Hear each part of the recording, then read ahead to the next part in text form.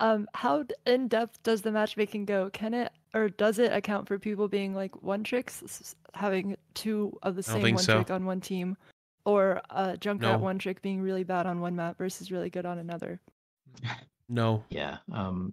So no, basically. It only Yep. takes into account role, not hero. So like it doesn't know which hero you're going to pick when you get in a game. There's nothing in the matchmaker, literally anywhere, that says, "Oh, this person is a Junkrat one trick" or whatever. It doesn't know how Right. many times you've played. And this is why the ideology of perfect matchmaking makes no fucking sense.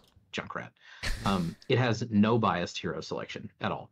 The only thing we have is win rate expressed through MMR. So when someone wins a lot on Junkrat, um, we then that, especially if they get maps that are Junkrat favored, then we might see their MMR go up quite a bit. But then if they get a bad map for Junkrat, then that'll affect their MMR too. It's likely that it might go down because of a loss.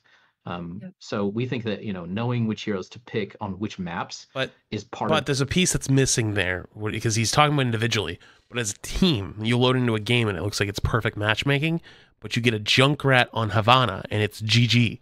So like you get shit stomped, and that's how you probably get those games where it looks like, well, this game looked pretty almost perfectly even. What happened? That's what happened. Of your growth as a player in Overwatch, and that should translate into your MMR. Fingers crossed. Don't be So a one that's the trick. idea. That makes Yeah, sense.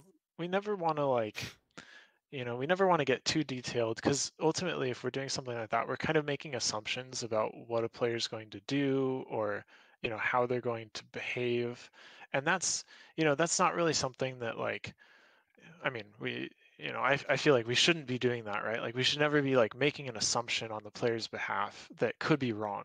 The way the Right. MMR works is kind of like, we're kind of looking at the smallest amount of information we can about a player because we want to kind of ensure fairness. So, like Gavin said, like that player will end up kind of at the MMR of a Junkrat one trick, right?